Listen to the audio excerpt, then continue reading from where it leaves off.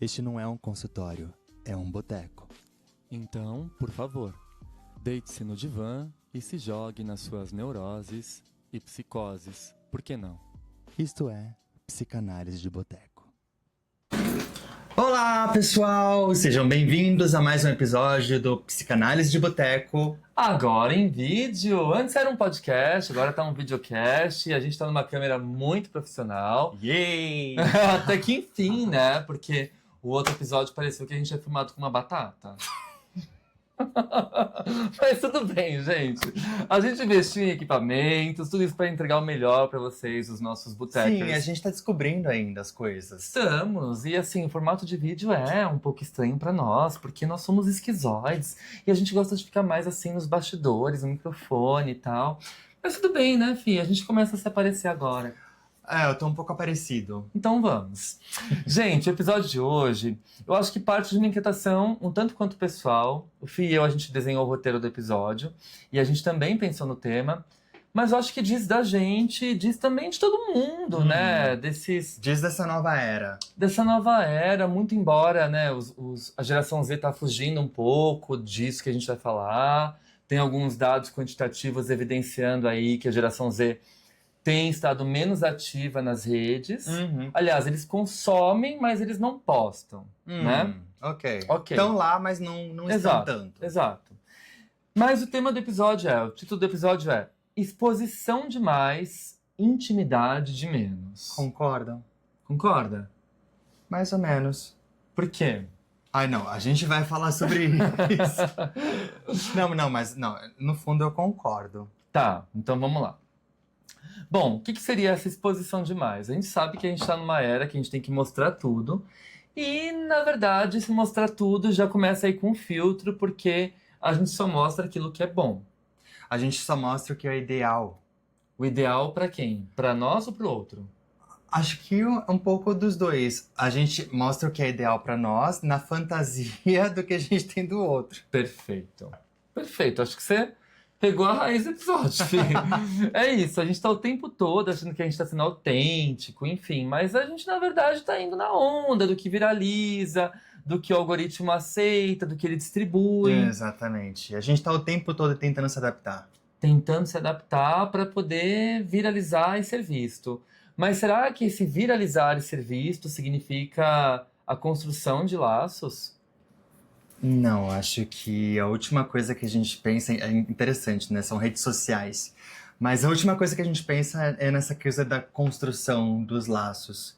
É um paradoxo, né? Redes sociais, você fala de uma ampliação, né? Mas, ao mesmo tempo, a gente sabe que essas relações que se constroem nas redes, muitas vezes elas são efêmeras, são passageiras. São. E muitas vezes são relações que não se consolidam, não é? Não. Bom, existem as exceções, né? Eu conheci amigos queridíssimos, sim. que eu mantenho laços até hoje, pelas redes, ali no período de pandemia. Enfim, eu acho que tem também suas exceções à regra. Sim. Mas, né? Sim, eu acho que existe uma intimidade que vai crescendo, se desenvolvendo, a depender do nível de identificação que a gente tem com alguém, né? Perfeito, de troca, de identificação, sim. Vai se desenvolvendo uma intimidade. Sim. Mas nem sempre. Bom, a questão é que a gente nunca se mostrou tanto e ao mesmo tempo a gente nunca foi tão pouco encontrado. Eita, um paradoxo, né? Fale mais sobre isso. Vamos lá. Eu penso aqui, eu acho que um bom fio condutor do nosso episódio é o livro maravilhoso do Byung-Chul Han, A Sociedade da Transparência. Gente, o Byung-Chul Han, ele é bárbaro, né? A gente vive falando dele aqui no podcast. E ele tem vários livrinhos curtos que podem ser lidos assim numa tarde. E Sociedade da Transparência é um deles e é um livro super atual. Foi curto, mas denso, né? Muito denso. Ele foi traduzido em 2017. Teve uma nova edição em 2020, mas ele continua extremamente atual. A gente vai ler algumas passagens dele. Mas, basicamente, o Byung-Chul Han vai dizer que a transparência, esse excesso de transparência, a gente ficar o tempo todo se mostrando partes da nossa vida, partes que o Fih bem salientou, são partes ideais para nós e para o outro, porque quando a gente se mostra, a gente já está entrando no ideal. que pode supostamente viralizar, né? Pode agradar ou não, né? Ou não. Mas a gente sempre visa agradar, né? Exatamente. A gente quer ser bem visto. Exatamente. Então, esse excesso de transparência, né, ele não significa um aprofundamento, uma construção de vínculos. Muito pelo contrário, Bechurran vai dizer, né? Esse excesso de transparência elimina o mistério, a opacidade e o tempo necessário para o encontro. Mistério. As relações precisam de mistério. Eu acho que sempre, né? Eu lembrei agora de uma cena final da segunda temporada do The White Lotus. A Daphne. Ai, meu Deus, eu amo a Daphne. Aquela personagem linda, maravilhosa, misteriosa. E que no final dá uma mega lição de moral, né? Dizendo que o amor se sustenta justamente no mistério. Ela vai dizer, a gente não pode se mostrar por um temporada inteira. É claro que ela vai se desenvolvendo ao longo do seriado, mas ela sempre mostrava que, tipo, ela tava ali meio ausente, mas tava vendo tudo, né? Tudo e se mantendo naquele lugar de mistério, não se mostrando completamente, né? E no final ela dá ali um show de sagacidade, né? De maturidade, porque ela sabia o que estava acontecendo, mas ela diz, toda relação se sustenta com base nesse mistério. É interessantíssimo isso. Verdade. Bom, mas a gente vive o oposto disso, né? Uma sociedade que pede uma exposição contínua e o sujeito aprende a se apresentar como uma superfície muito rasa, muito lisa, comunicável, eficiente e, sobretudo, desejável. Ou seja, mostra apenas uma parte de si. E o que você acabou de dizer, né? A gente posta sempre esperando a viralização. Então, se a gente já espera, já tem um ideal ali construído, pré-estabelecido, que o Freud vai chamar, lá em 1914, né, de ideal de eu. Certo. Então, o ideal que é imposto de fora para dentro, que o outro espera que eu seja. Então, eu vou mostrar justamente aquela minha parte que eu acho, na minha fantasia, que vai conquistar o outro. Eita! Mas tem um preço muito grande a ser pago sobre isso, sobre esse comportamento, né? A partir desse comportamento a gente paga um preço muito grande, que é a nossa espontaneidade, isso vai pro saco. A gente passa a agir com base num superego. Com base no superego, até porque Freud vai dizer que esse ideal de eu depois se transforma no supereu. A partir de 1923, texto O Eu e o Id. Isso, quando ele fundamenta a segunda tópica, ele vai dizer que essa instância que cobra, que julga, que demanda. E que massacra.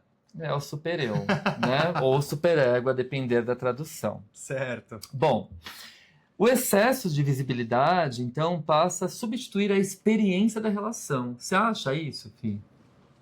Eu acho porque a gente acaba performando demais para conseguir atingir um determinado objetivo. E nesse excesso de performance, ou seja, nesse excesso de compromisso com a nossa meta, a gente não tá brincando, né? A gente tá realmente trabalhando muito forte numa tentativa de alcançar alguma coisa. Então é uma coisa muito séria, é muito rígido, né? É muito concreto, é objetivo. E você acha que as pessoas, quando a gente se mostra dessa forma idealizada, performática, a gente corre o risco de perder essas relações muito rapidamente, assim, quando a gente se relaciona com o outro, que conhece essa nossa parte ideal? Sei. E se essa relação se sustenta, a gente corre o risco de perder esse laço? Eu acho. À medida que a gente não se mostra tão ideal quanto a gente se mostrou naquele fragmento das redes? Porque a pessoa que nos conhece com base naquele fragmento vai esperar que aquele fragmento continue, que ele persista. Mas é só um fragmento, é algo efêmero, é algo que aparece ali numa superfície, né? É algo que as pessoas esperam ver, mas não significa que seja autêntico. Perfeito. Pode até ser, né, gente? A gente não pode generalizar, mas... Claro.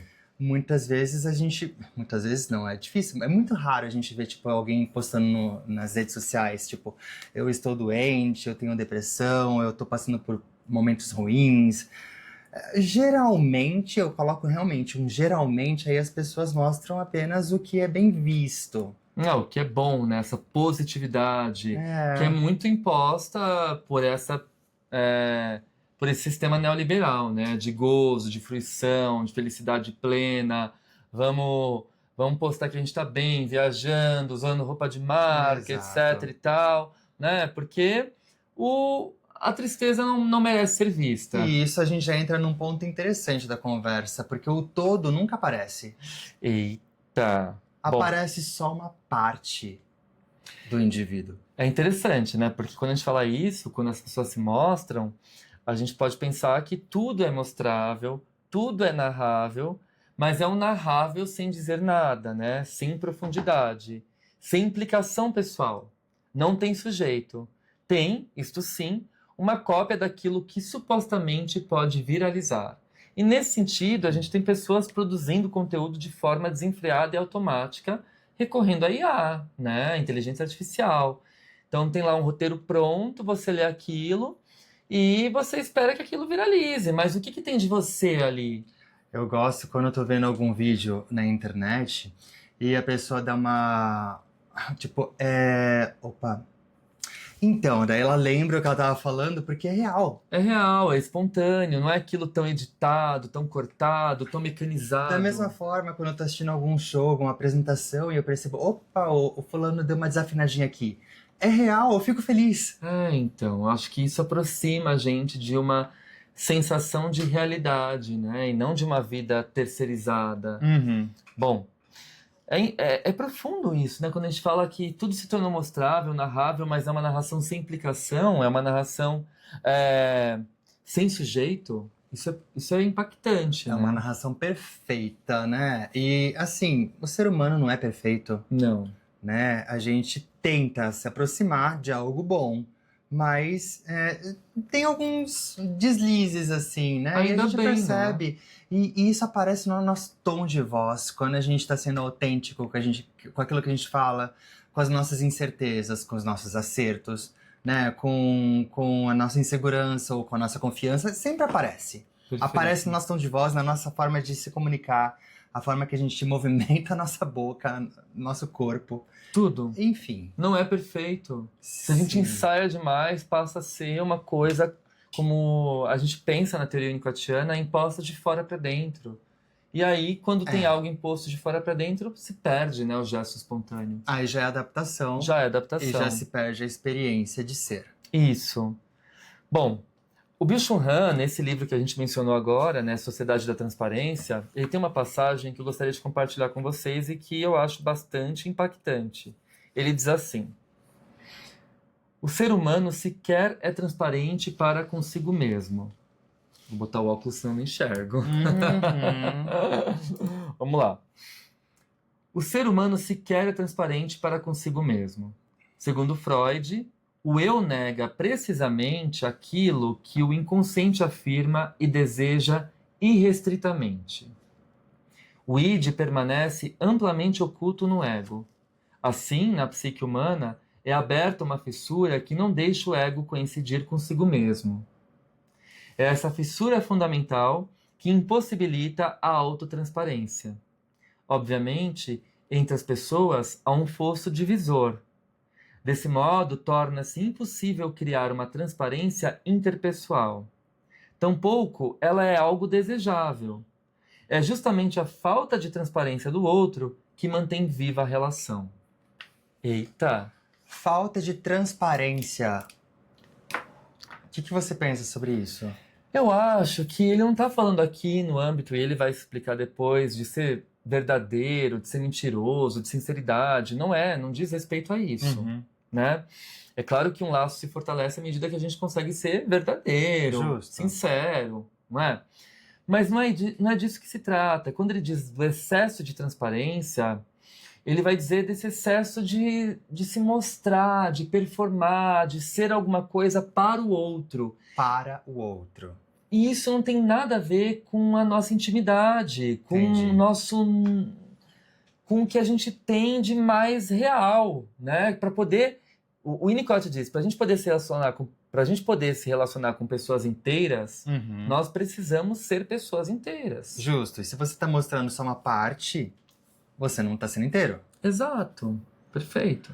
Então, que transparência é essa, né? Pois é uma transparência artificial. né? Moldada. Moldada.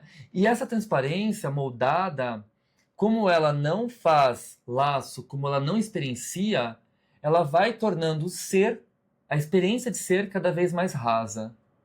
Porque esse sujeito ele não se nutre. E ele acredita. Ele acredita que aquilo que ele tá mostrando é real. É inconsciente. Total. Por isso a gente tem essas queixas na clínica de vazio, de sentimento de futilidade, de não existência, que é o que domina, né, muito as queixas da clínica contemporânea. O paciente chega e fala, eu tenho a sensação de não existência, eu tenho a sensação de que eu só estou fazendo, cumprindo metas, de que eu não estou habitando a minha própria vida. Né? A gente vê muito essas queixas na clínica. Então o indivíduo ele sente uma sensação de tédio, de apatia, de desvitalização. Ele não se deixa se surpreender pelas miudezas da vida, pelas delicadezas. Ele não se sente conectado ao mundo. Não existe surpresa porque existe muita adaptação. Exato. Ou seja, se ele está preparado para tudo, que surpresa que vai existir? E nesse sentido a gente começa a problematizar um pouco das nossas vivências, né? Porque, sei lá, parece que você trabalha o ano inteiro, aí você tira férias, aí você faz uma viagem de férias, e aí você mostra para o outro, faz um álbum ali super conceito, com recortes daquilo que você viveu. Mas será que você viveu ou será que você só fez essa viagem para falar que você cumpriu as férias e mais um check naquilo que tem que ser entregue, naquilo que tem que ser mostrado para o outro? Nossa, quando já tá no registro do tem que ser mostrado, a coisa tá feia. Pois é. Né? Será que eu quero mostrar? Mas a gente não se dá conta disso, né, Fih? É muito Não. doido, porque o sistema ele vai engolindo a gente e quando a gente vai ver, a gente tá navegando nessa onda, sendo empurrado, sendo levado, sem se perceber. Até que a gente se torne consciente de alguma coisa, o inconsciente molda a nossa vida. Total, total.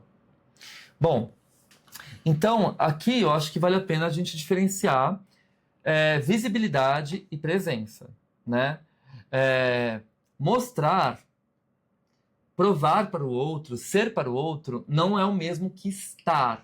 Estar no presente, vivendo, experienciando, não é a mesma coisa. Tá mais no futuro do que no presente. Eu nem diria no futuro, mas eu diria que eu acho que é algo muito ideal, sabe? Fantasioso. Exato. Um objetivo a ser alcançado. Descolado, né, de si, da experiência de ser. Exato. Né? Às vezes a gente pode, tipo, sendo autênticos, nossa, a pessoa gostou de mim, eu gostei de tal pessoa. Aconteceu. Exato.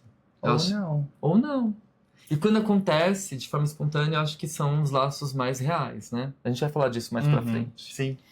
Bom, então essa vitrine digital que a gente vive, ela cria uma sensação de proximidade que não se sustenta quando o encontro exige corpo, né?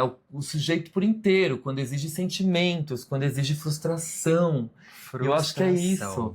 Quando a gente está se mostrando para o outro e vivendo com base no algoritmo, a gente está ali controlando tudo, né? O que eu vejo, o que eu não gosto, o que eu gosto, o que eu me identifico e por aí vai. É difícil dar uma deslizada, né? Porque a gente pensa para não deslizar. Sim. Né? Frustração, não, isso não existe. E aí que tá, né? E se der uma deslizada, como que o outro vai reagir? Eu acho que não à toa a gente tem essa queixa que eu acabei de dizer, né? De laços tão efêmeros, de relacionamentos tão rasos. Por quê? A gente não tolera a frustração, a gente não tolera saber que o outro não pode ser controlado pela minha fantasia. Aí a gente entra num terreno interessante, né? Porque a gente menciona que a gente tá o tempo todo sendo ideal para ser amado pelo outro, mas a gente também não tolera a frustração. A gente não tolera o fato de que a gente pode errar, né? A gente não tolera o castigo, a tirania do nosso superego. E a gente também não tolera que o outro seja diferente daquilo que a gente espera dele. Eu acho que é esse o ponto crucial. Ou seja, a gente faz de tudo para não alcançar essa descoberta. Quando a gente está sendo para o outro, esse outro é um outro fantasiado. É um outro criado pelo imaginário, né? O que o Lacan chama ali nas três instâncias que ele cria, né? O real, simbólico, os três registros. O real, simbólico e imaginário. Isso é imaginário. né? Isso que está no cultura, é o caldo da cultura, é o que a gente fantasia, é o que a gente imagina que o outro quer da gente. E a gente se constrói com base nisso. Quando a gente se relaciona de verdade, percebe que o outro não é isso que a gente projetou, que a gente fantasiou, tem uma decepção muito grande. E aí o laço se rompe. E aí eu vou e procuro alguém que corresponda às minhas expectativas, que seja igual a esse outro que eu criei na cabeça, que eu me mostro pra ele, entende? Mas, novamente, busca-se algo parcial. Total. Parcial, sim. Mas total, verdade. É paradoxal, mas é isso. Total, parcial. Não, Total. total é o que a gente visa, mas... Não é total, é parcial. Sim, é uma visão muito parcial do outro, das relações. Bom, gente, eu vou ler aqui mais 2 trechos do Byung-Chul Han, são trechos assim impactantes. Dá Ou uma seja, segurada aí que... Livro de cabeceira. É livro de cabeceira e o baque é grande. Vamos lá. Eu vou ler aqui mais 2 páginas para vocês. É um trecho bem curtinho, mas é um trecho que provoca, que inquieta. Vamos Então lá. é melhor não ler. Não, vamos ler sim. Olha só. Ele diz assim: além do mais, uma relação transparente é uma relação morta, a qual falta toda e qualquer atração, toda e qualquer vivacidade. Totalmente transparente é apenas o morto. Reconhecer que há uma esfera positiva, produtiva da existência e coexistência humanas, que rege legitimamente a coerção por transparência, seria um novo iluminismo. Nesse sentido, Nietzsche escreve, abre citação, o novo iluminismo não é suficiente que vejas em que ignorância vive o homem e o animal. Também deves ter e também aprender a vontade para a ignorância. É necessário que compreendas que sem esse tipo de ignorância, a própria vida seria algo impossível, que ela é uma condição única para o vivente se manter e prosperar. Fecha a citação. E aí o Byung-Chul Han continua. Está comprovado que uma maior quantidade de informações não leva necessariamente à tomada de decisões mais acertadas. A intuição, por exemplo, transcende as informações disponíveis e segue sua própria lógica. Sim. Hoje, por causa da onda crescente e até massificante de informações, está se encolhendo cada vez mais a capacidade superior de juízo. Muitas vezes, um minus, né, de informações ocasiona um plus, né, um mais. Não é raro que a negatividade do abandonar e do esquecer tenha um efeito produtivo. A sociedade da transparência não tolera lapsos de informações, nem lapsos visuais. Mas o pensamento e a inspiração necessitam de um vazio, né? Ou seja, vai na contramão disso. Essa sociedade da transparência, ela exige mais, ela exige performance, ela exige quantidade. Porém, a criatividade e o pensamento, eles seguem na contramão disso. Eles precisam de um estado de negatividade, não de positividade. Sim. De um estado de recolhimento, de um estado de quietude, de um estado de relaxamento, para que a gente possa encontrar a nossa espontaneidade, a nossa criatividade a partir de nós mesmos. Ou seja, a gente precisa de um esvaziamento para conseguir construir algo novo. Exato. Se a gente está o tempo todo preenchido com alguma coisa, não existe um espaço para criação. Perfeito. E quando a gente fala de criação, criatividade, espontaneidade, a gente fala de Winnicott. Então, vamos fazer uma pausa agora para um café? Um café? Um cafezinho. Um cafezinho. Vem Dona Helena, vem Manuel Carlos. Tomar um cafezinho. Vamos lá tomar um cafezinho e aí a gente volta para o segundo bloco.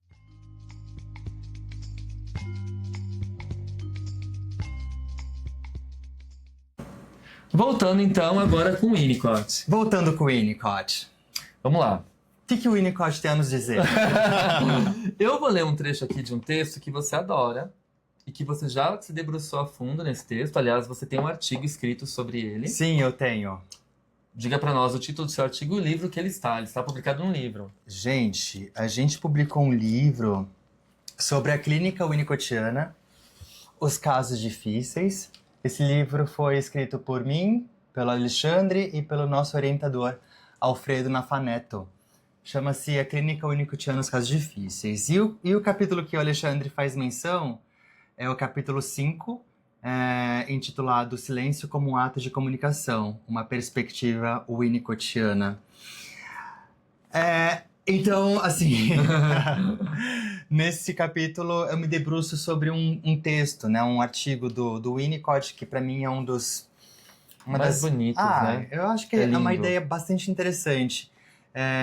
Chamado Comunicação e Falta de Comunicação levando ao estudo de certos opostos. É um texto de 1963. Perfeito, você tá muito enciclopédia. Muito winnicottiano, né? Meu Deus, muito winnicottiano esse menino, gente. Tá só no holding.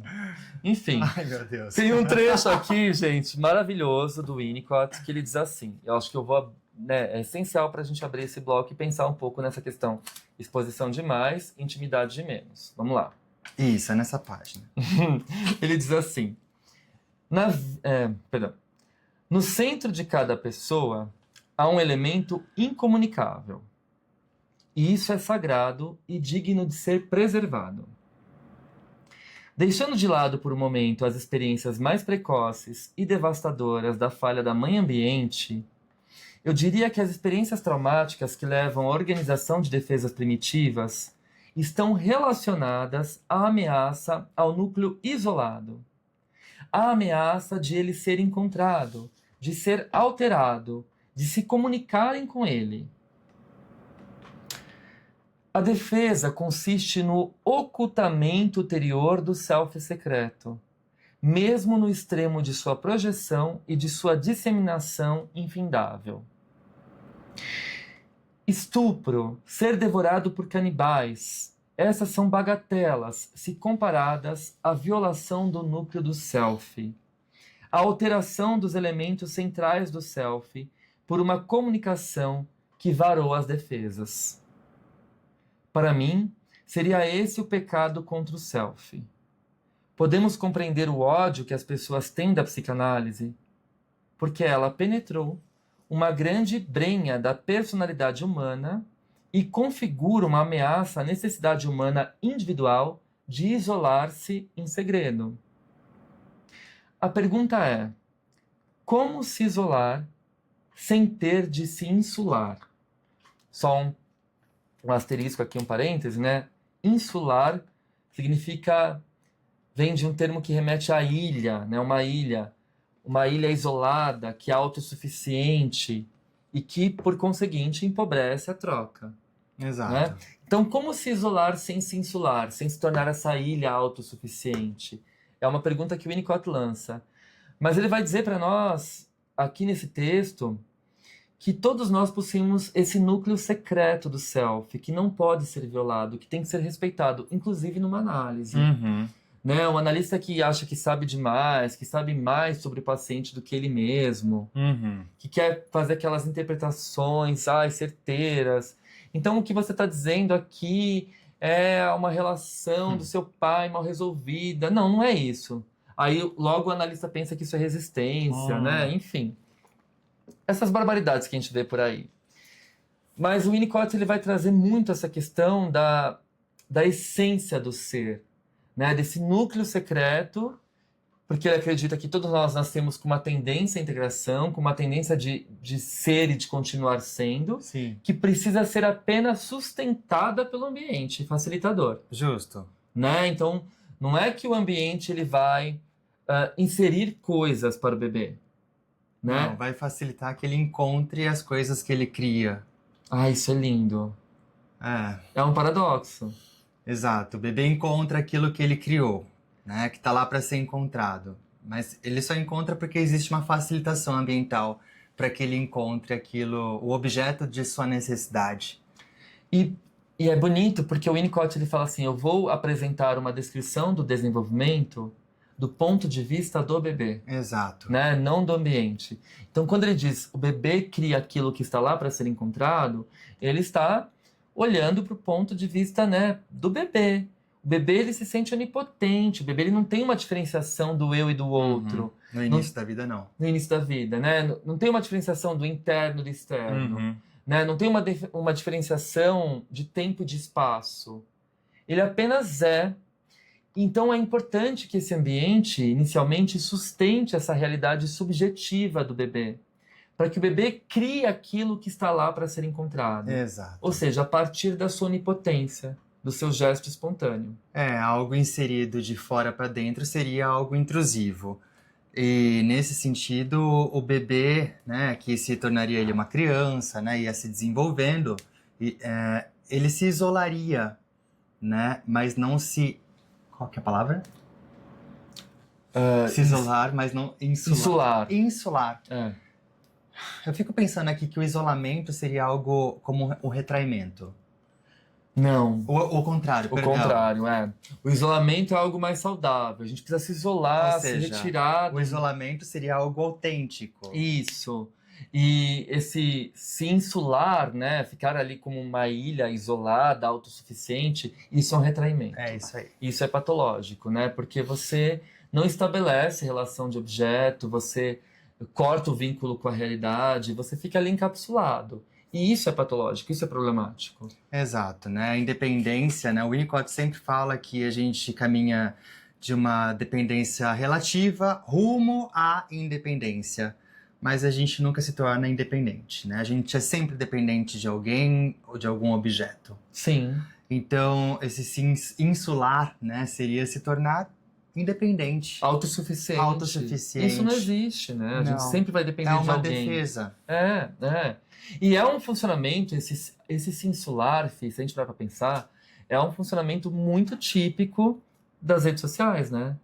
Porque quando a gente vai moldando o algoritmo ali para ver o que a gente gosta, para ver o que a gente quer, para ver aquilo que a gente se atrai, a gente tá com uma visão muito parcial, muito limitante do mundo, né? Uma visão muito excludente. Por isso que, se eu me encontro com alguém que pensa diferente de mim, a minha tendência é excluir, romper o vínculo. Eu não preciso tolerar isso, né? Porque eu tô acostumado ali com o meu algoritmo. Se eu tô vendo aquilo que me atrai e daqui a pouco aparece um conteúdo que eu não desejo, eu arrasto pra cima. Tá tão fácil hoje em dia, né? Exato. Então, a gente tá vendo exatamente o que o Winnicott falou, né? Esse modus operandi, né? Esse funcionamento de se insular, de se achar que na fantasia nós somos uma ilha autossuficiente, que não depende de ninguém, não dependemos de ninguém, né? Enfim, por aí vai. E aí a gente vê os estragos que isso vai causando na construção dos laços humanos. Porque a gente perde o respeito pela alteridade, pelas diferenças, por aquilo que nos torna essencialmente humanos, né? Nós somos marcados pela diferença. Sim. E é isso que nos une. E ao mesmo tempo nos afasta, claro. Mas a diferença precisa ser experienciada. Se ela não é experienciada porque a gente consegue moldar aquilo que a gente quer viver o tempo todo, isso nunca vai ser elaborado de modo, tipo, a gente compreender a ambivalência da coisa. Opa, aí tem um conceito importante, ambivalência. E a gente sabe que nem todo mundo está preparado para lidar com ambivalência. Não. Freud já dizia que a ambivalência é característica do complexo de Édipo, né? Saber que você ama e odeia o pai, assim como você ama e odeia a mãe.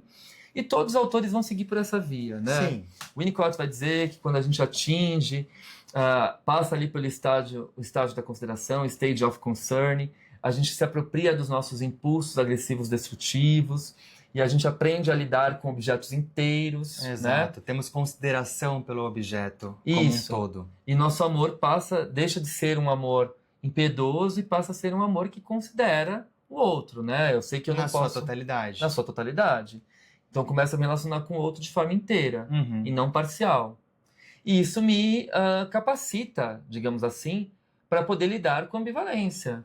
Exatamente. Então quando a gente fala dessas pessoas imaturas, né, que só querem se relacionar com iguais, com semelhantes, que não toleram a diversidade, que não toleram opinião divergente, que não entram num debate democrático, a gente está falando de pessoas imaturas mesmo, né? Ensimesmadas. Ensimesmadas que não alcançaram esse estágio da consideração. Ou seja, que enxergam o outro sempre como uma projeção de si mesmas. Exato, exato. Se você não age de acordo com essa projeção, você é uma pessoa má. Exato, exatamente. É 8 ou 80, né? Funcionamento esquizoparanoide, como diria Klein. Exatamente. Né? Bom, então eu acho que quando a gente fala de Winnicott, desse núcleo secreto do self, e a gente pensa nessa cultura dessa exposição da transparência, a sociedade da transparência, como diz o Byung-Chul Han, a gente pode partir da premissa que aquilo que a gente mostra nunca é o todo de nós. Não. Né? Porque o self, para Winnicott, se constitui na relação e também na preservação dessa área não comunicável, dessa área íntima, desse núcleo secreto. Uhum. A noção de verdadeiro self implica justamente a existência de zonas que não se expõem, não se traduzem em imagem ou discurso. Não dá pra gente mostrar algo tão íntimo nosso por meio de uma postagem, né? Não. Bom, as redes sociais tendem a favorecer o funcionamento mais próximo de um falso self. E não é aquele falso self social, adaptativo, que a gente usa no dia a dia, mas de um falso self que, se ele começa a operar como um fator principal, um ator principal da nossa vida, a gente passa a ser coadjuvante. Exato. O verdadeiro self perde uma grande e excelente oportunidade de ser criativo, né? Isso.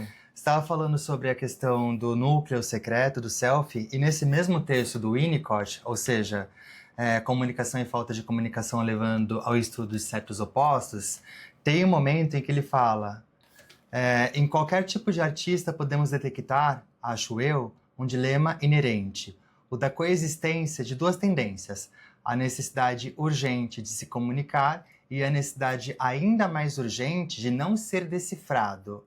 Isso talvez explique o porquê não podemos conceber o artista chegando ao fim da tarefa que ocupa toda a sua natureza. Nossa, que lindo, né? Ou seja, a gente tem uma necessidade de se comunicar, mas a gente não quer ser totalmente decifrado. Não, senão perde a graça, né? Senão o que a gente tem para nós e para o outro também. Eu acho que é justamente a preservação desse núcleo secreto que é o motor do nosso gesto criativo, da nossa espontaneidade. É aquilo que a gente consegue preservar dessa adaptação social que todo mundo tem que passar. A gente sabe que para funcionar em sociedade, para ser aceito, para ser reconhecido, a gente tem que funcionar de uma forma. Uhum. Mas é importante a gente nutrir esse espaço secreto, né? Esse núcleo secreto do self, porque essa é a fonte da criatividade, da espontaneidade. Se a gente perde o contato com isso... Se fica tudo exposto, é uma adaptação. Exato. Perfeito. Né? Bom, as redes sociais, né, elas tendem a favorecer funcionamentos mais próximos do falso self. Ou seja, né, um eu adaptado, perfeito, supostamente perfeito, né, gente? Porque não existe isso que a gente chama de perfeição. É o ideal, né? O ideal segundo o nosso imaginário do que o outro espera como sendo ideal. Exato. Um eu adaptado, perfeito, performático, reconhecível e, por isso, um objeto de identificações. Na verdade, do mesmo jeito que a gente se identifica com quem está ali se mostrando, a gente também quer que as pessoas se identifiquem com a gente. E aí a gente começa a entrar no ideal, né? Buscando mais laços identificatórios, mas que às vezes não acontecem espontaneamente. Eu acho que, claro, o ser humano, Freud vai dizer, né? A base do psiquismo nosso é essa identificação que a gente faz ao longo da vida. Primeiro com os pais, depois com os professores, com os amigos, enfim. Ao longo da vida a gente é esse montante, né? Esse produto de identificações. Sim. E tá tudo bem. Mas desde que essas identificações aconteçam de forma espontânea. Então, assim, tô vendo aqui fulano, ciclano falar, e tô identificado com esse discurso, com esse posicionamento, e tá tudo bem. Mas se eu tô vendo algo extremamente artificial e me identifico com isso, eu passo a operar de forma artificial também. Não é? Se houve uma identificação com algo que está numa superfície, é aquilo que o indivíduo vai tentar reproduzir. Isso. Sim. E a filosofia das redes, né? Porque muitas pessoas, obviamente, viralizam sendo espontâneas, mas muitas pessoas buscam a viralização copiando a espontaneidade alheia. E a partir do momento que eu copio a espontaneidade Já é uma alheia, cópia, não é legítimo. a minha espontaneidade vai pro saco, né? Exatamente. Aí eles correm por água abaixo. O seu potencial herdado, ele não encontra o espaço para se desenvolver. Isso. O que acontece é o oposto. Você imita uma outra pessoa achando que aquilo vai ser algo seu, mas não é. Exato. Não é. Você tem que encontrar a sua forma de ser, de estar no mundo e de fazer de acordo com o seu ser. Isso.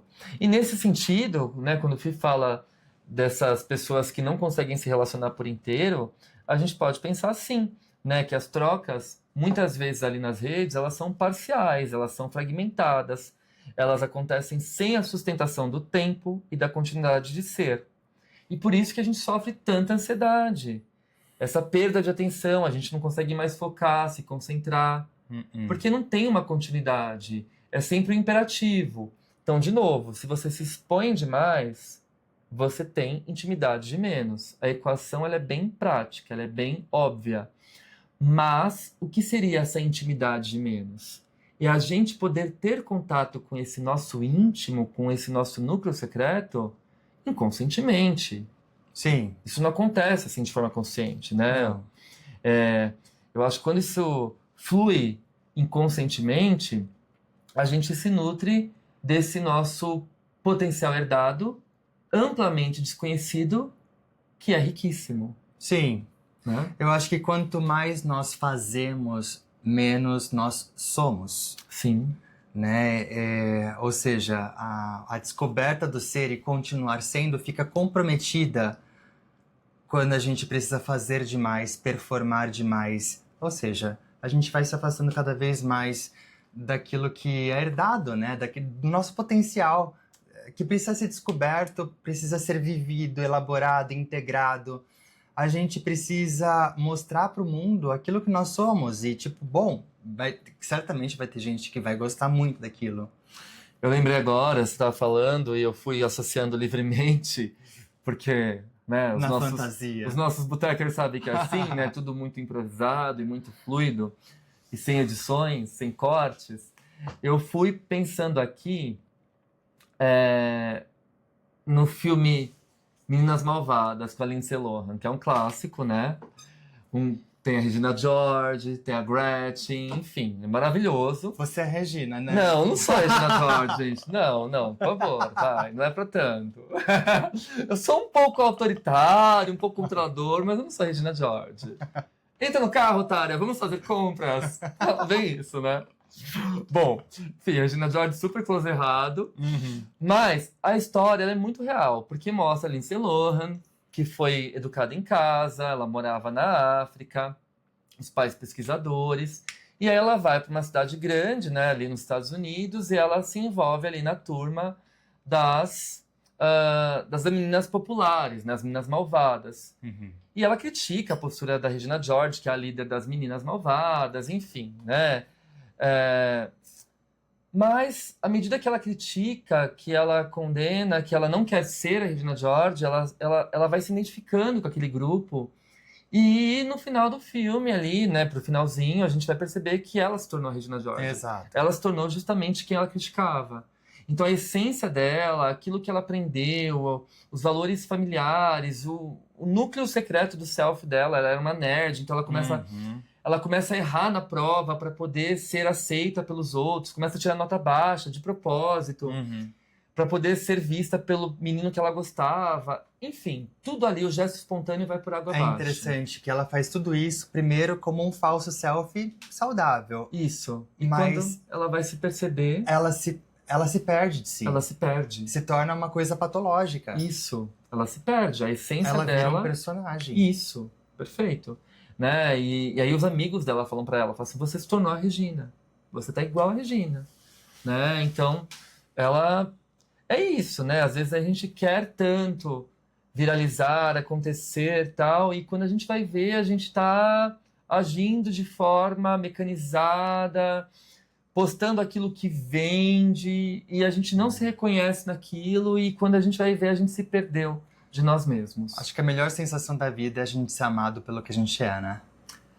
E não só pelo outro, mas por nós mesmos, né, Fih?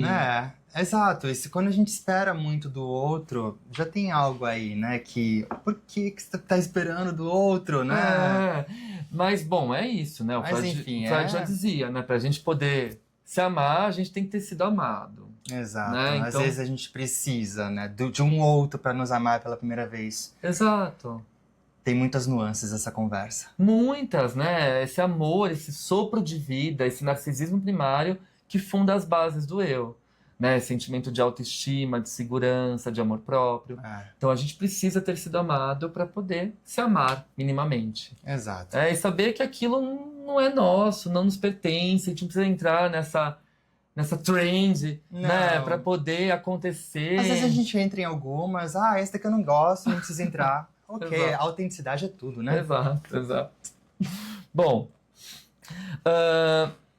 e sim, né, eu acho que, como a gente está falando, se a gente se relaciona de forma parcial, obviamente a gente não tolera ambivalência, a gente não consegue sustentar os sentimentos contraditórios, né, a gente não consegue amar e ao mesmo tempo se irritar, não consegue desejar a proximidade e ao mesmo tempo manter a distância. A ambivalência é um trabalho psíquico sofisticado, né, gente, que demanda tempo, maturidade emocional e uma certa capacidade de suportar essa tensão que envolve aí o laço com o outro. Ou seja, que envolve a inteireza do outro, né? Exato. Que nem sempre é ideal. Exato. A dificuldade que a gente tem de lidar com a ambivalência faz com que muitos de nós confundam, né, conforto com vínculo e fluidez com intimidade. Mas a intimidade, ela exige também frustração. Ela exige suportar a falta, né? Os buracos, as imperfeições, né? As arestas, aquilo que foge do nosso controle, né? Foge da nossa onipotência, né? Pois Nem sempre o outro vai entregar pra gente aquilo que a gente gostaria que entregasse. Exato. E a gente tem que entender que o outro é um outro, né? O outro não é um prolongamento nosso. Nossa, isso é bem importante. Ou seja, sair de uma realidade subjetivamente percebida, em que a gente tem um controle onipotente, e caminhar para uma realidade objetivamente percebida. Maturidade, gente. Maturidade. Ou, em termos freudianos, sair do princípio do prazer e aprender a lidar com o princípio de realidade, né? Exato. Tá um pouco difícil hoje, né? Parece que tá todo mundo preso nessa bolha, nessa ilha, que a gente falou no bloco anterior, né? No isolar? Como é? Nesse insular. Insular. Insular, né? Eu nunca usei essa palavra. É uma palavra desconhecida, por sinal, né? O Winnicott fala como se isolar sem se insular, né? Sem se tornar essa ilha autossuficiente. Enfim. Bom, nesse sentido, né, o excesso de mediação tecnológica reconfigura o que se espera de uma relação. Quando tudo precisa ser imediato, claro e funcional, o laço humano parece dar muito trabalho. Sim. Né? Parece ser muito custoso manter essa relação. Né? Demanda, exatamente. Né? E pouco a pouco a gente corre o risco de trocar a complexidade viva do encontro humano por interações previsíveis e emocionalmente assépticas. Né? Ou seja, limpas de imperfeições. Né? Eu quero relações que se enquadrem no meu ideal. Sei. E isso tem muito a ver com essa exposição demais. Então, se você expõe demais, é quantitativo, né, gente? O que te sobra de íntimo? Nada. Se não te sobra nada, o que você oferece para o outro numa relação? Nada. Exato. Né? E tem uma diferença aí de transparência e algo que seja realmente verdadeiro, né? Às vezes a gente tenta ser muito transparente, mas não significa que nós estejamos sendo verdadeiros. Exato. Ser verdadeiro é fazer algo porque a gente gostaria realmente de fazer com algum objetivo. Sim. Agora, essa coisa de ser transparente, a gente pode tentar ser por meio do fazer, mas não significa que nós estamos sendo realmente, né, transparentes. Exato. É uma transparência falsa. Mas é isso que a cultura impõe, né? Sejamos transparentes, vamos mostrar tudo que a gente tem aqui nosso café, a nossa vida, a gente viajando, comprando uma roupa, né, estando com a família, mostre tudo do seu dia, faça do seu dia, faça da sua rotina um reality, né? Sim. E aí o que te sobra? Nada, né? À medida que você vai entregando essa transparência falsa, como o Fih bem trouxe, não sobra nenhum contato com o que há de verdadeiro em você. E isso é complicado, Sim. né? Bom, vamos para o próximo bloco, porque a gente vai falar um pouquinho mais, vamos citar o Byung-Chul Han um pouco mais, fazer uma articulação com a Hannah Arendt e trazer também uma visão mais literária, acho que da nossa própria vivência. Certo. Acho que dá para fazer esse fechamento, não? Claro. Então vamos para um café ou para um chá? Vamos para um chazinho. Um chazinho, um chazinho, porque o café deixa a gente acelerado e a gente já está acelerado, então pouco. vamos pro chazinho.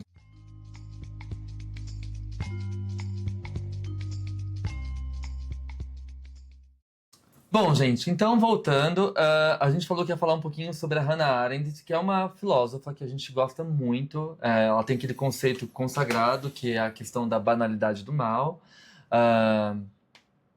Ela faz uma análise ali do nazismo, enfim.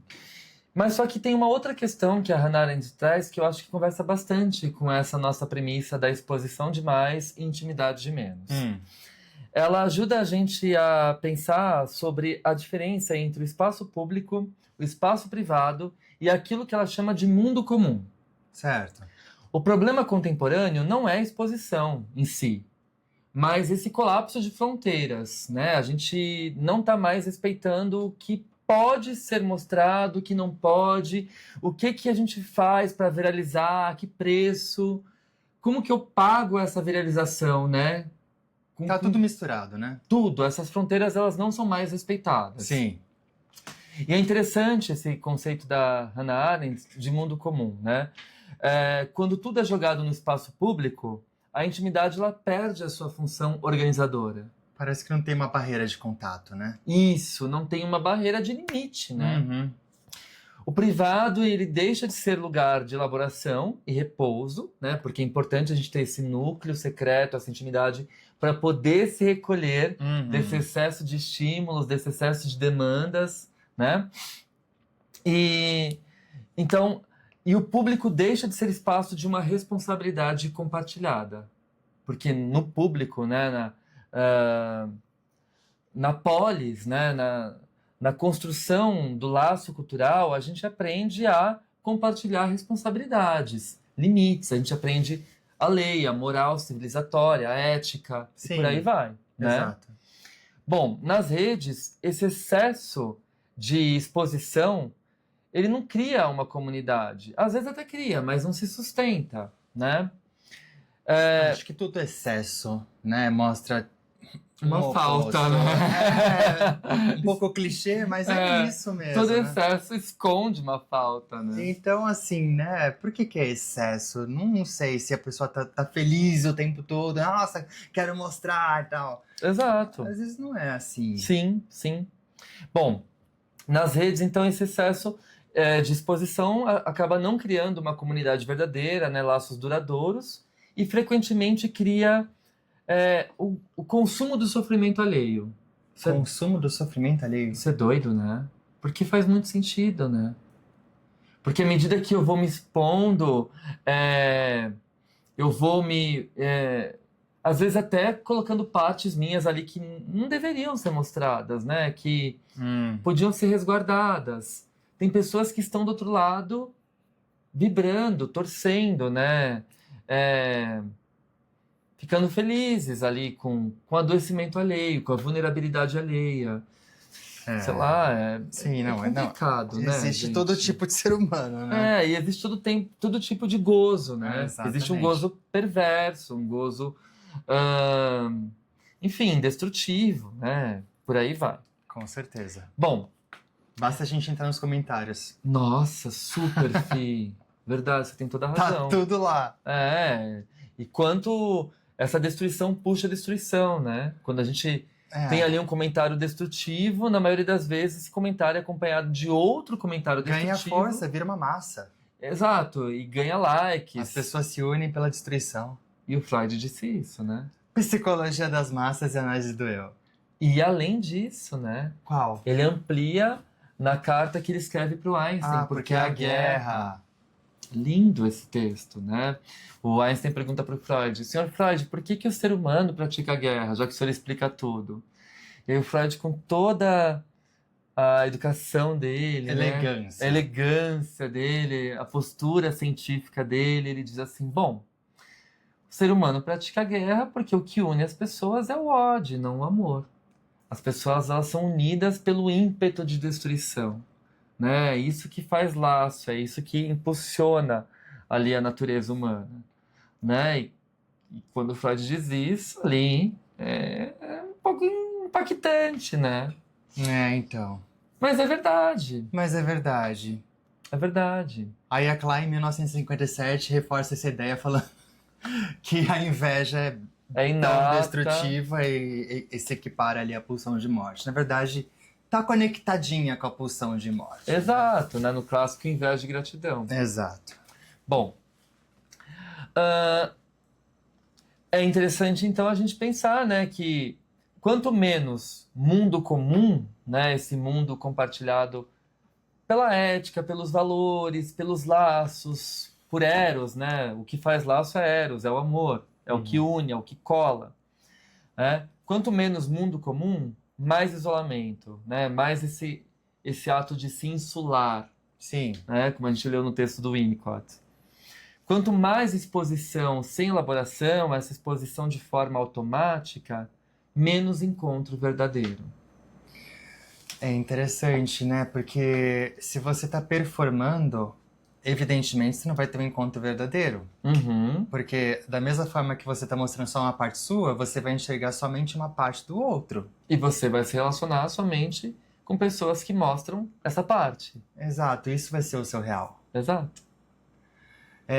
Por outro lado, se você se insula, a gente está falando aí de um retraimento extremamente patológico. Sim. O indivíduo se coloca como autossuficiente, né? Independente, mas a gente sabe que são as relações humanas, né? Ou seja, essa interpessoalidade que fomenta, né? Que desenvolve a nossa criatividade, o amor, né? A saúde. A saúde. É bonito isso. O Winnicott falava, né? Na saúde... nós somos pessoas inteiras e nos relacionamos com pessoas inteiras. Exatamente. É reconhecer que o outro tem ali coisas que a gente se identifica, tem algumas coisas que a gente não se identifica tanto, mas ok, o ser humano é isso mesmo, né? Tem partes boas e partes más e é um todo, né? Tipo, não gostei do que aquele indivíduo fez. Nossa, mas você já tá saindo com essa pessoa, se relacionando com ela há 6 meses. Mas não gostei. Não teve sobrevivência. Uhum. Né? Tipo, que amizade é essa? Nossa, que relacionamento é esse? Achei perfeito isso que você falou, porque é isso, né? A gente tem uma queixa muito grande nos consultórios, no nosso consultório, né? De amigos também a gente escuta nas supervisões, enfim, de que quando a gente descobre que o outro não é um prolongamento nosso, a gente se decepciona. E busca alguém que continue sendo um prolongamento. Que seja eterno enquanto dure. Pois é, mas isso é tão... Sei lá. Eu acho que à medida que a gente fica nessa rotatividade, à espera de encontrar alguém que nos complete, né? Que se encaixe nessa... Que nos complete. Não tem isso. Você tem que ser completo, né? E a gente não é completo. Não. É isso que... É o imperativo das redes, é o imperativo da performance. Você tem que ser completo, nada pode te faltar. Deus me livre pensar numa falta. Mas, gente, nós somos seres faltantes. E justamente por isso nós somos seres desejantes. A falta é inerente ao ser, né? E cabe a gente lidar com essa parte que falta. Alguns de uma forma melhor, outros de forma pior, mas é isso. Não tenho mais nada a dizer. Bom... Eu esbocei aqui uma crônica entre ontem e hoje, a gente estava escrevendo o roteiro, enfim.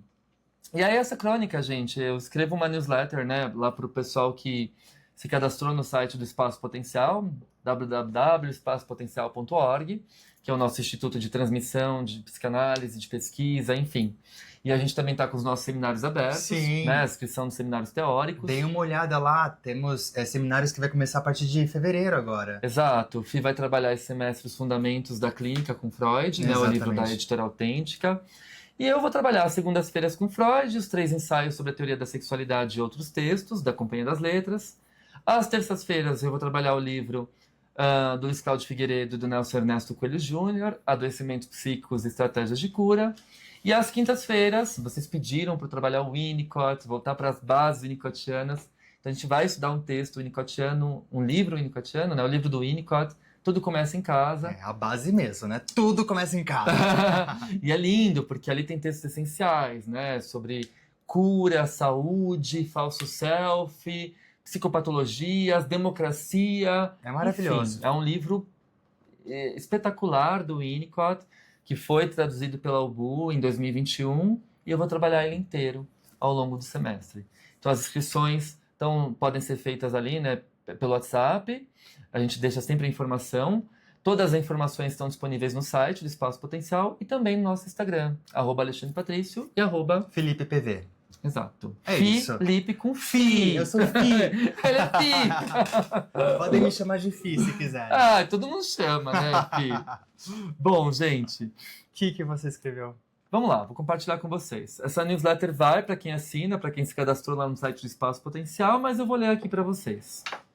Bom, e vocês sabem que eu escrevo muito em primeira pessoa, né? Eu aprendi isso nos cursos de crônica que eu fiz e aprendi isso me inspirando em 2 autores que eu amo, que para mim são os melhores cronistas da atualidade, que a Tati Bernardi, minha querida amiga, e o Antônio Prata, né? Enfim, eu tenho toda essa veia literária que me inspira bastante, e eu acho que não existe psicanálise sem literatura. Concordo. Eu sempre falo isso.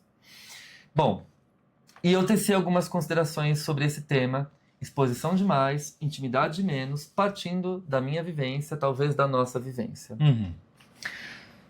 Eu já perdi alguns minutos preciosos da minha vida escolhendo uma foto que parecia espontânea. Ajustei a luz, cortei o canto errado e testei 3 legendas igualmente engenhosas, muito bem formuladas, muito bem construídas. Quando publiquei esse post, eu senti um alívio. Bom, a internet costuma fazer isso com a gente. Ela oferece a sensação imediata de companhia. E logo depois exige um próximo post, pois o anterior já foi esquecido. Ou seja, ser visto cansa. Se é que somos realmente vistos. E cansa aos poucos, devagar e lentamente. Há sempre a expectativa de resposta, de repertório ou de alguma opinião, por mais que você não entenda nada daquele assunto. É preciso estar disponível, interessante e afiado. As redes sociais não gostam de intervalos. Elas interpretam o descanso como uma ausência injustificada, ou seja, como uma falha de caráter. Mas vejam, o problema não é compartilhar pedaços da nossa vida. Não é isso. Sobretudo quando se trata de uma vida vivida em primeira pessoa. O problema é quando tudo precisa virar uma espécie de vitrine. Quando até aquilo que ainda está sendo digerido, processado, experienciado, já precisa ter uma legenda. De preferência bem escrita. Ora, como bem sabemos, ou deveríamos saber, a exposição contínua substitui a conversa pelo desempenho. A gente vira um personagem de si mesmo, ensaiando versões que podem ou não serem aceitas. Eu descubro isso nos momentos em que largo o telefone sobre a mesa e vou viver sem esses olhares. Não acontece nenhuma epifania. O que acontece é mais simples e, portanto, mais raro. Porque hoje a simplicidade é rara. Sim. O que acontece é a possibilidade de não formular nada, de não precisar ser compreendido, de não sustentar nenhuma falsa narrativa. Apenas ser, a partir de mim mesmo. Assim, chego à constatação de que a intimidade opera na direção contrária do engajamento. Isto é, quanto mais plateia, menos encontros. Quanto mais reação, menos laços reais, de carne e osso. As relações importantes não demandam atualizações. Elas dão trabalho. Elas atrapalham a nossa agenda, o nosso cotidiano. Elas frustram as expectativas. E justamente por isso geram a sensação de existência. São humanas. Guardar partes de si não significa bancar uma certa arrogância. Tampouco se trata de um fechamento defensivo. Eu estou falando aqui de uma forma elementar de cuidado. Nem tudo precisa circular. Nem tudo precisa ser traduzido em uma linguagem pública. É importante lembrar que os vínculos reais se constroem longe do alcance do algoritmo, no ritmo irregular da convivência, e geralmente se fortalece com poucas pessoas. Logo, intimidade não é aquilo que se mostra. É aquilo que resiste à exposição. E justamente por isso, torna o nosso ser menos refém do olhar alheio. Para mim, a intimidade cresce como uma erva de beira de rio, no tempo de cada estação, desenhando-se na língua própria que nos pertence, sem exigir qualquer tradução. Bonito. A gente vive muito isso, né? Quando a gente se desconecta, quando a gente tá viajando, quando a gente tá de férias, quando a gente tá num momento assim off, a gente consegue ser a partir de nós mesmos, né? A gente consegue experienciar a nossa vida, experienciar as miudezas, ouvir o som dos pássaros, a chuva caindo, olhar o nosso álbum de celular e ver ali as 300 fotos que a gente tira nas viagens, a gente nem observa, nem vivencia aquilo. Né? Tá preocupado em tirar foto para postar, e quando a gente tira foto para nós, é tão libertador, né? Libertador. Libertador, exato, sim. É, eu sinto falta. Acho que todos nós sentimos, né? Esse episódio é para gerar essa reflexão de forma geral. É aquela narrativa clichê, mas eu vou retomar aqui. Será que a gente usa as redes ou nós estamos sendo usados por elas? Eu acho. Eu acho que a gente precisa pensar nisso. Sempre. E nesse sentido, eu vou finalizar o episódio. Eu vou finalizar o Mas você episódio. vai dar mais uma pedrada na gente. Uma pedrada com Bill Churran, ó. Toma, Bill Churran! Toma! Toma, Bill Churran na cara! Pra amadurecer. Meu Deus. Não é? É isso, gente. Ele fala a verdade. E eu vou só ler. Então não é meu agora, tá? A autoria. É dele. Culpem ele. Sei. Bom, ele diz assim. Vamos lá. Vou até respirar porque é pesado. Quem se volta contra só... Perdão, é isso mesmo. Quem se volta contra só por meio do positivo não tem espírito. Este é lento, pois se demora no negativo e o processo para si mesmo. E o processa para si mesmo. O sistema da transparência elimina toda a negatividade para acelerar a si mesmo. O demorar-se junto ao negativo se desvia e evita o precipitar-se vertiginoso no positivo. A sociedade positiva tampouco admite qualquer sentimento negativo. Desse modo, esquecemos como se lida com o sofrimento e a dor. Esquecemos como dar-lhes forma. Quando a gente, quando a gente se mostra demais, a gente esquece de olhar para nós, de se conectar com esse núcleo secreto do self. Não, mas é um se mostrar demais, sempre mostrando positivo. Exato, né? É um mostrar... Cadê o seu livro? Ah, eu falo muito isso no Elogio à Tristeza. Cadê meu livro? Tá aqui, gente. Calma aí que eu vou pegar. Olha só. Está Aqui, fora ó. do script. Tá fora do script, mas tudo bem. Mas eu falo muito disso no Elogio à Tristeza, né? Como falou a minha amiga querida da CBN, a Pétria, ela falou assim, Ale, eu fiquei impressionada porque não é um livro sobre o luto. Embora você comece falando do luto, né? Eu falo das perdas que eu tive na vida. É um livro sobre a tristeza e o quanto a gente pode se nutrir da tristeza e crescer e amadurecer a partir dela. Então não é um livro sobre o luto, é um livro sobre abraçar essas dores e poder bancar o nosso ser, que nem sempre vai ser aceito, Que nem sempre vai ser positivo. que nem sempre vai viralizar, mas é poder ser fiel a si mesmo. Acho que é sobre isso. Eu acho que é sobre isso. Gente, um beijo. Muito obrigado pela audiência, pelos comentários. Deixem comentários aqui para nós, lá no Instagram. A gente está muito feliz de fazer esse formato para vocês. Para nós é uma novidade gigantesca. Acho que vocês que estão aí desse lado percebem.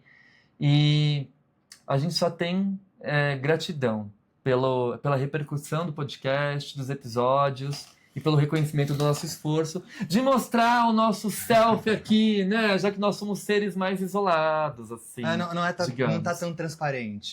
Mas é verdadeiro. Pois é, não tá tão transparente, mas é verdadeiro. É verdadeiro. Que paradoxo bonito, né? Uhum. Eita. Bom, depois eu que solto as pedradas. E encerramos por aqui. Encerramos por aqui. Até o próximo Beijo. episódio. Beijo, Tchau, tchau. tchau.